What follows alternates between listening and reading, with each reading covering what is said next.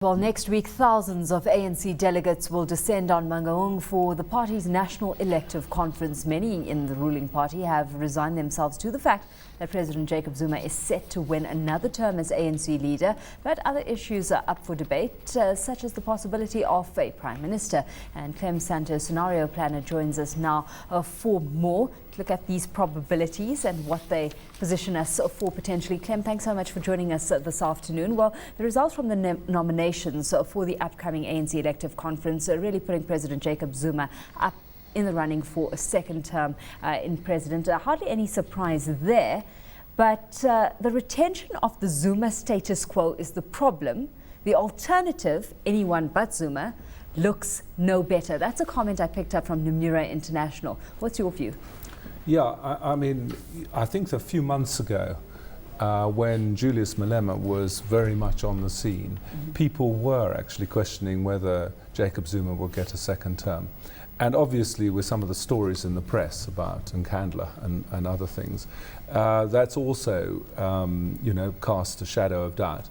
But now that the delegates are sort of nominating people, it would appear that he is pretty certain to get the second term. But I think the surprise is whether Kgalema Motlanthe is his deputy or whether we see Cyril Ramaphosa. That's the new surprise. Clem, what would be the implications of Mr. Ramaphosa taking up that position? I mean, not talking about the markets now, I'm talking about the reaction from other members of the ANC. Well, I personally like him very much. I had a lot to do with him when he was the General Secretary of the NUM and I was the Chairman of the Anglo Gold Division. And he was a fantastic person to negotiate with.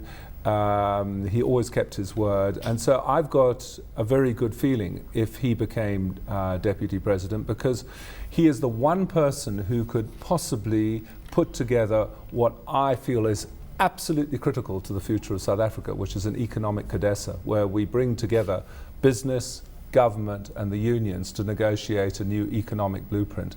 And Cyril's got his foot in all three camps. He's a businessman, he's an ex-union leader, and of course he's part of the ANC. So nobody could do it better, and he has all the experience of the previous two CODESAs. So if we've got a second term under President Jacob Zuma and Cyril Ramaphosa taking that position of his deputy, does that then change the perceptions about leadership in South Africa? Just how much influence do you see a deputy position held by Cyril Ramaphosa having on sentiment at large? Well, he won't accept it if he's not given some real executive powers. I mean, Cyril has run his own business empire for sufficiently long not to take a sort of sleeping position.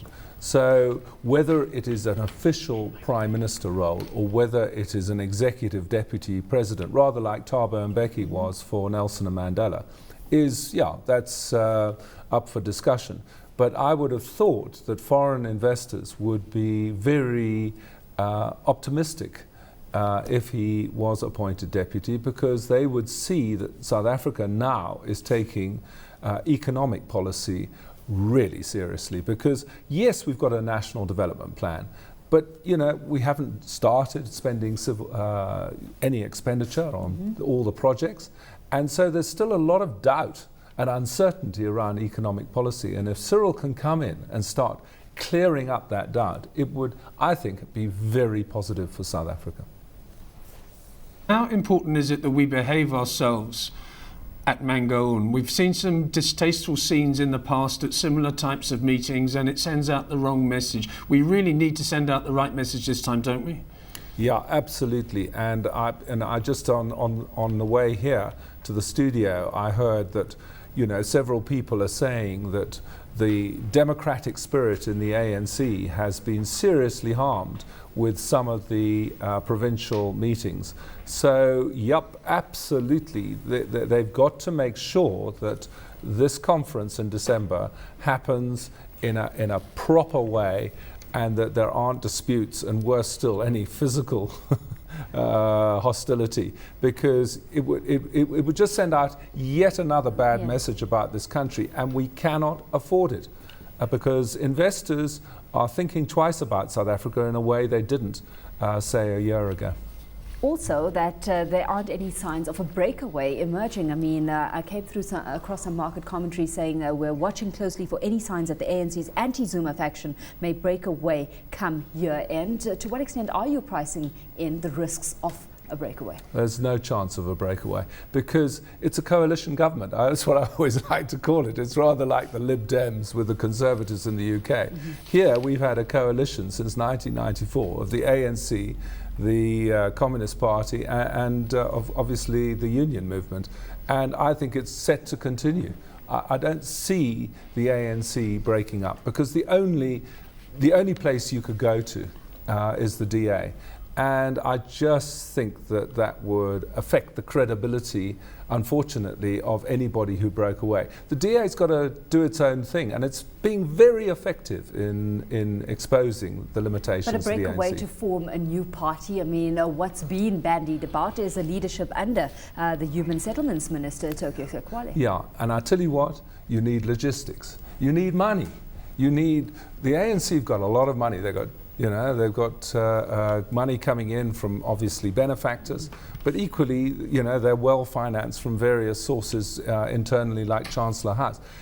The reason COPE faded is it didn't have the logistics, it didn't have the money. I can't see any breakaway party managing to get sufficient funds to fight a reasonable battle against the ANC in 2014. The DA has repositioning itself, and it has the best chance of making further inroads on the ANC in the next election.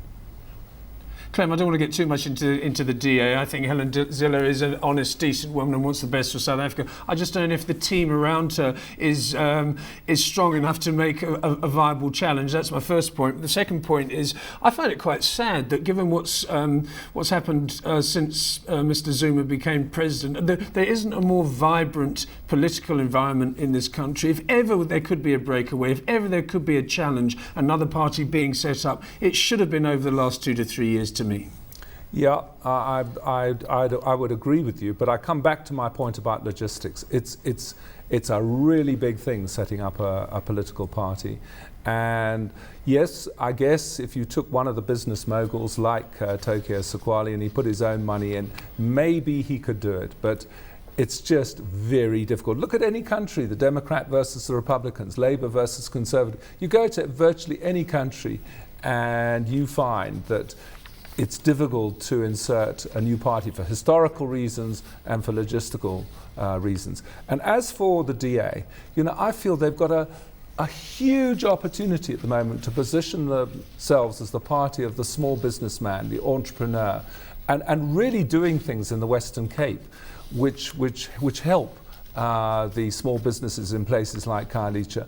And I'm not seeing that. So in a sense, I agree with you. I'm rather disappointed that despite the incredible leadership of Helen Zille, they haven't come up with policies which clearly differentiate them from the ANC.